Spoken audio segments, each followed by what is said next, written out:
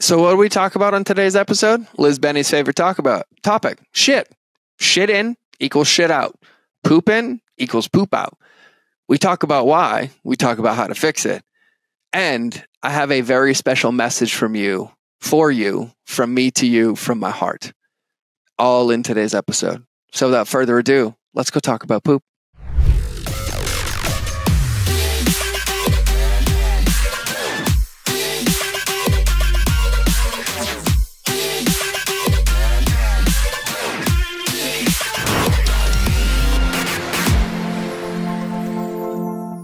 All right, everybody, welcome back to another episode of the Mind of George Show.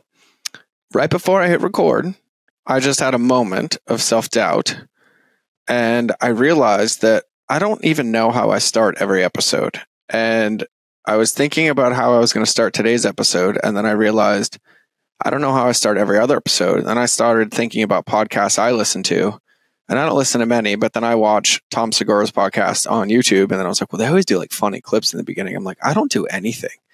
I'm like, people might be really bored. Maybe I should ask. And then I was like, maybe I should just hit record and stop thinking. And then that just all happened like right now. And so it is kind of a question. Is there anything like funny or interesting or cool that you would want me to talk about or do at like the beginning of every show for like a 5-minute segment or a 10-minute segment, or maybe occasionally like once a month? Like, I'm actually just innately curious now, because obviously I think I do the same thing at the beginning of every podcast, which is say, hey, welcome to the show, and then do the podcast. But I figured I would take it as an opportunity. So now let's talk about today's show, which I think I want to title Shit In Equals Shit Out. Poop in equals poop out. As my dear friend Jim Quick says, if you don't know Jim Quick, you should. He's the brain master. Just go look up everything Jim Quick, Kwik. He's been on the podcast as well. So listen to that one. He talks about our brains all the time and how our brains are basically a supercomputer, and our thoughts are the programs that run that brain. And those thoughts are what dictate the results that we create. And I have another incredible woman that I'm blessed to call a friend, Sharon Lechter. And for those of you who don't know Sharon Lechter is, Sharon Lechter is who they called when they found Napoleon Hill's manuscript of Outwitting the Devil, who wrote Think and Grow Rich, and had her write it, abridge it, and then publish it. That's Sharon Lechter. And she is incredibly wise, incredibly successful. And she talks about this all the time. And I've heard her give this talk, and I love it. And she talks about how your thoughts dictate your words, which then dictate your actions. And one of the things about relationships beating algorithms, and one of the things that I said in the very beginning when I made this phrase didn't come about in the lens of marketing.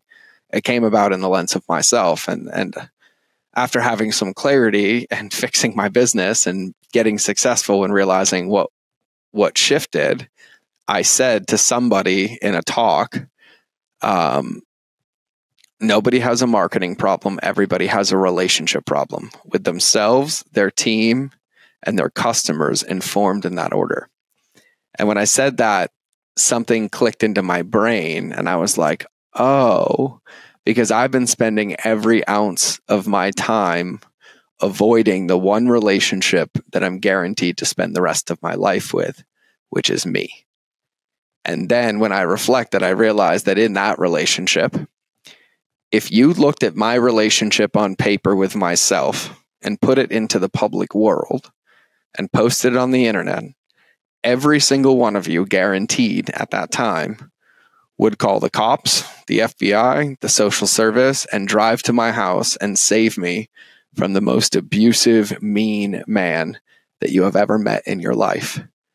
Because outside of physically harming myself, which I used to do back in the past, which I've talked about openly, I used to self-harm. But when that stopped, outside of physically harming myself, everything you could imagine was my inner dialogue. And still to this day, this morning included, I was on 3 coaching calls, and all of them started the same way. I was like, hey, what's going on? How can I help? Right. And starts telling me, yep, this is happening. And then the story starts. Well, I failed at this, and I suck at this, and I didn't do this. And I was like, whoa, take a breath. And at the end of the day, if you simplify it down to what Sharon says, that our thoughts will dictate our words, which then our actions follow, because our thoughts and words are what program that supercomputer in our brain that Jim Quick talks about. And when it's programmed, the actions happen subconsciously in reaction. And it's really, really powerful when you take control of it and understand it. And as woo-woo and as crazy as it sounds, it's not. It's a muscle. You can look at the science of it and study the reticular activating system. The books that I've recommended from Benjamin Hardy, which talk about future self-journaling, the identity books that talk about environmental design and triggering your environment and growth and what's like, it's all here. It's all here. It's a factual muscle. You have to use it. But the thoughts that we think about ourselves dictate everything. And when I say this around relationships beating algorithms in the lens of marketing, at a very, very core level, like breaking the fourth wall with you as much as I can, every time in my business that my marketing, quote unquote, wasn't working or my messaging wasn't working, no matter how long it took to break through that plateau, in hindsight, looking through or looking back, every single time there was a part of me that was missing, right? There was an incongruence, there was a misalignment, there was something that I was avoiding. And when I go into companies and you look at a customer journey and you ask me like, well, how did you double a company and you didn't add anything to the emails? When I go into a company and I see them and they're literally overwhelmed with the amount of stress and the scale and trying to keep it together, it's not that they ever ill-intended to make somebody feel bad. It's that all the pressure and noise got in the way, and we can clear all that out to get to what really, really matters. And when you get to the heart of the company, which is the heart of the founder, the heart of the team, and start putting that back into the business when it might have just got cloudy or disconnected, magic happens. But that starts from being nice to yourself. And I really, really, really had to work hard to forgive myself for even podcasts that I recorded 6 years ago, 5 years ago, because I remember even on podcasts talking about myself, and I was being so mean to myself and so demanding and degrading and like suffering and things that I was preaching that I wasn't, but I was. But at the end of the day, when the dust settles, when all is said and done, and whatever that moment is for you, and just to paint a picture, let's just say it's the last moment, the last breath, the last day. All you're going to want is more time, more presence, and more space. And you don't want to realize that you robbed yourself of all of it because when you had it, you were being mean to yourself. You were beating yourself up. And that self-talk was affecting everything that trails down. And so when I say things like nobody has a marketing problem, everybody has a relationship problem with themselves, their team, and their customers, informed in that order, it's because that's how it trickles down. And so I know that when I'm off, right, if I have an idea, or let's say I'm triggered and I need to make money and I'm in scarcity and I'm like, oh, and I like start throwing no caution and I'm like throwing ideas out, the first thing I would do is go to Ashley, who's our CEO. I'm like, all right, Ash, here's exactly what we need to do. We need to do this, this, this, this, this, this, this. And I would take frantic energy and I would put it on her plate. And because she is working with me and in there, she would respond to it, take it, and then she would stop the task that she was doing to support me. And then that energy would get passed to her. And I would like drive that distraction until we went and did it. And then we would do it and it wouldn't work.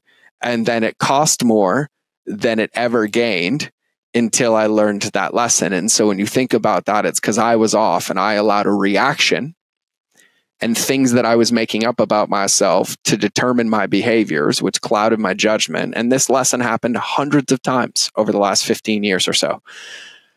And it wasn't until about 2 years ago that I really, really, really started to get it. But it really boils down to flexing the right muscle. And that right muscle starts in the most simplistic of places, which is you.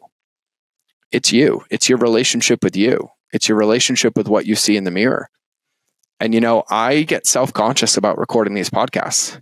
You know, I swore I didn't want to be a personal development coach, and I'm not. I'm just in love with myself for the first time in a long time, and have been, and it works. And everybody I study from, it works. And everybody who's successful that I know, it works. And everybody who is in our ecosystem thanks me for it. But even now I get self-conscious talking about it, thinking that like, this is it. This is what it boils down to. It's flexing this muscle. It's understanding that living is an active choice, and building your vision is an active choice. And it doesn't mean it's roses and rainbows and it's balloons and flying the whole time. It means that there's going to be days that we feel sad and we have to do it anyways, but we still have to, when we do it for the right reasons and do it like we love doing it, because that's the only way that we're going to get the result. And it really simply comes down to how we choose to see it. You know, Ashley outlined some notes for this episode. I added some notes for this episode. And one of the things that Ashley works really incredibly hard on, and Ashley, you are, and I will say this on the podcast, you are one of the most powerful, incredible, loving, giving, compassionate humans that I have ever met. You are the best mother ever. You are incredible. And I'm so proud of you.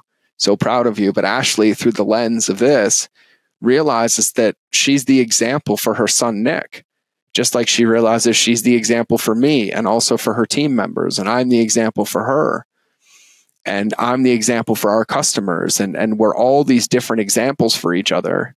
And so she goes as far as realizing that negative self-talk doesn't benefit her, but it also doesn't benefit Nick to see her being mean to herself or to know that's happening and that energy not be present. And so she goes as far as to work on this muscle every day to be the example everywhere. And we all have this opportunity, right? And so if you think about our podcast I did on the Sacred Lightkeeper Quadrants, if you haven't listened to that one, I highly recommend it. But in one of the parts of the quadrants, I call the state of being, right? And in the state of being, it's basically a how to build your future self to get every result that you want. And it is a combination of 15 years of work that I've done and consumed, from me being a personal development student for years to then being a personal development coach to then reading all these books from, Benjamin Hardy and Nicole LePera and behavioral scientists and all of this. And it's this summary of all of their stuff that I put into my recipe to work. And one of the most powerful things that I ever learned at personal development was the power of an I am statement. And it's something that's so powerful that I made my first I am statement 11 years ago, 10 years ago, something like that. And I still use it to this day. I still know it like it's the back of my hand, and it's responsible for everything. And that I am statement is basically what I delineated down to into the state of being section for you or for our private clients, but I taught it to you on the podcast anyways, is basically saying like, okay, what are the 3 states of being that I want to be today and I want to give away, right? And so my initial ones that I always default to are loving, passionate, trusting, right? And then when I would write that down for the day, I write down, I am a loving, passionate, trusting man, right? And then I write that down. I put it as like the background of my phone. I write it on a sticky note. But then underneath each one, I write 3 ways of that state of being. So I write like, what are 3 ways to be loving today? So I'll write a way to be loving to my kids, to Ashley, and to a customer. What about trusting? And I'll write 3 measurable, tangible things.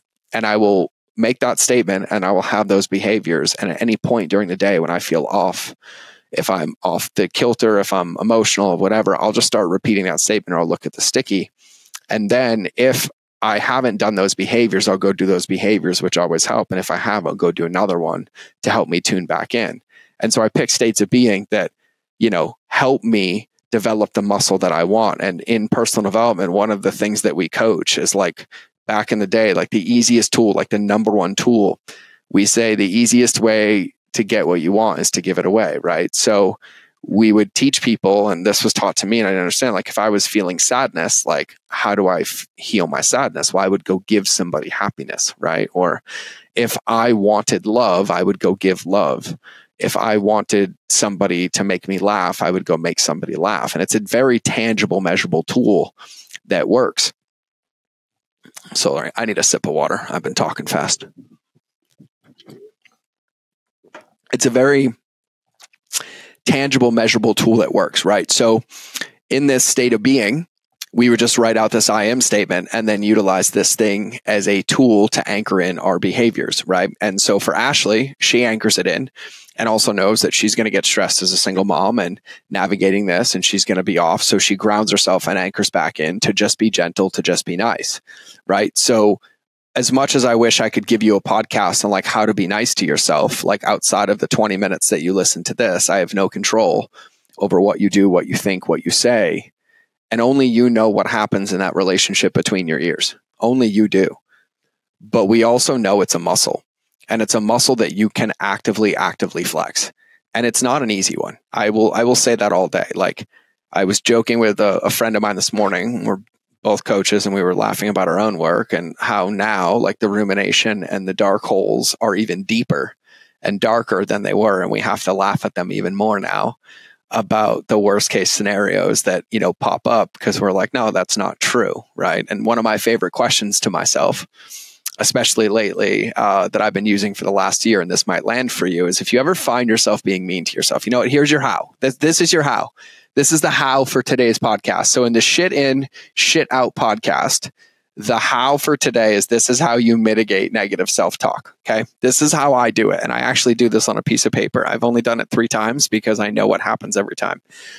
So if I'm having negative self-talk, like, and I'm just going to make up an example, I'm going to make up an example that I'm a failure, right? Because I didn't land that intensive client last week that, you know, was worth 6 figures, right? And that's a factual story. That's the negative self-talk I'm having, right? I'm sad, I'm emotional, I'm not working or whatever. Like, it's rupturing my soul. So all I do is I ask myself one question, and I say, okay, that is your case. And I'm like, yep. Okay. So I make it a court case, and I'm like, all right, George, that's your case. You are going to go in front of a jury of your peers with your life on the line, and you have to prove to them beyond a reasonable doubt that you are guilty of that crime or of that failure in order to live. If they find you innocent, you die. Would you still go to battle? And one day I was like, write out my evidence. And I sat there with pen to paper, and I started writing out, well, you did this and you did, and like every time I wrote, I believed it less. And then I had to laugh at it because I realized that I make it 1,000 times worse in my head than it actually is in real life. And ruminating on it and collecting more evidence around it just actually gets in the way of me fixing it in the first place, right? And so when we think about this at the deepest level, like, I'm still self-conscious that this is not going to be a popular episode and everyone's going to judge me. So I'm just breaking that fourth wall for you now. This is an internal game. Even if you work inside of a company, you have so much more impact and control and influence than you even imagine in your state of being, and your ability to influence others by really understanding who you are, falling in love with yourself, and flexing that muscle every day to like really be the example.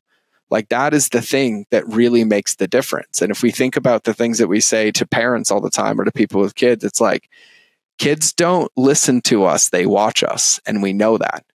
And then we think about Sharon and Jim talking about how our brain's supercomputer runs our behaviors without our thinking, but it's programmed with our thoughts and our words. And we're spending a majority of our time in the negative side of those thoughts, rather than challenging ourselves and coaching ourselves in that moment and stretching ourselves and finding another tool or reaching out or canceling it or doing something. And then we wonder why our words that we speak have the influence that they do that trails down. And this applies everywhere. This applies to our team. This applies to our customers. And you know this. And I'm going to say this for every one of you listening or watching this right now. Every one of you have been on the receiving end of a piece of coaching or advice or feedback, or in a course or in a group or in something that you paid for, where after you joined, something changed or their energy was off, or after you got in, you realized that it was off, and it immediately made you want to leave and not be a part of it anymore. And the only thing that you knew is that something was out of alignment. You know exactly what I'm talking about. And that's the thing that trickles down. And the how is not something that it's how and fixed forever. It's how is, oh, it's off right now. Oh, it's back in, back to work. Oh, it's off again. Oh, it's back in, back to work. And it is a muscle that you flex over and over and over again every single day, as much as humanly possible. And the more you flex it, the easier it gets. But it starts with you. It starts with you really wanting it. And I'm going to make a book recommendation for everybody. And it is the best book recommendation to understand this. And when you understand this book, it changes everything. Because when you embody this book, Your team will. Your customers will. When you live like this, when you believe it. So the book is simple. It's called Love Yourself Like Your Life Depends on It by Kamal Ravikant. Love Yourself Like Your Life Depends on It by Kamal Ravikant. And I invite every single one of you to take a listen and to take a read. And, personally, I'm going to wrap this episode with a little bit of a story, because right now, as of August 28th of 2023, I can honestly say that I am the happiest, healthiest that I've ever been in my entire life, and I'm 40 years old. And I've been asked numerous times over the last couple of weeks and months, since everybody's seen a weight loss and things look good, what's the secret? What's the secret? What's the secret? What's the secret? And unfortunately, the answer is really, really boring. And the answer was integrity, self-integrity. And what I really, really mean by that was being nice to myself. And in that process was really, really asking myself what I wanted, not like, you should do this, you should do that, you need to have that, you need to look that, you need to do this, you need to do that, and really, really being gentle with myself, not judging, not making myself wrong. And then being gentle and piece by piece, acknowledging myself day by day. And I'm to the point now where I've been posting some of them on Instagram where every single morning, without fail, when I wake up in Montana, I walk outside barefoot in the grass and I say my I am statement every single morning with my breath and my hand in my heart. And I do it every day, because if I don't do it, something feels off. And it's just this muscle of being gentle and gentle and gentle.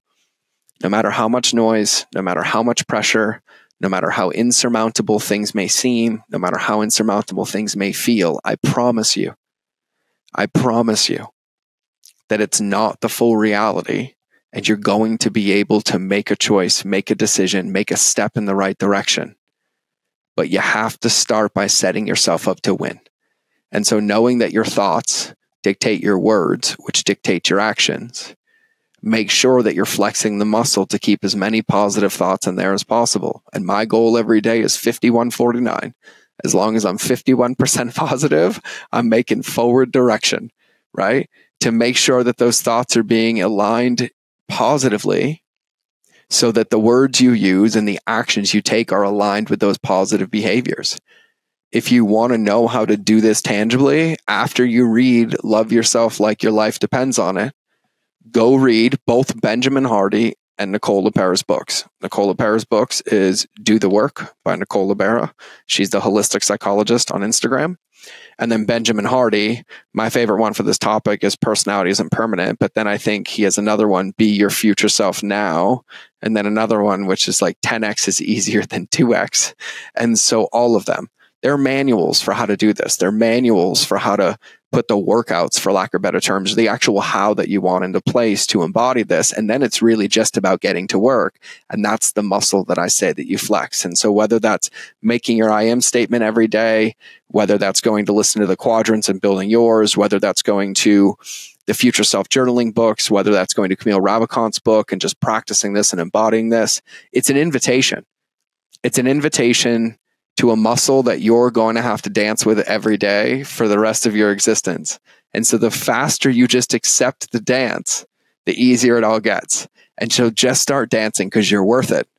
And I want you to, and I need you to, because we all have to party in an arena someday, and we got to figure out how to get 30,000 of us in an arena for the biggest rock, paper, scissors tournament in the world. But other than that, that's where I'm going to wrap today. So I appreciate you. I love you. And I want you to be nice to yourself. And so take today as a 24-minute fortune cookie of please be nice to yourself, because you're worth it. And relationships will always beat algorithms, especially the one with yourself, since you're guaranteed to spend the rest of your life with it. So I appreciate you. I love you. You will either see me in the next episode or you will hear me in your earballs. But either way, we out.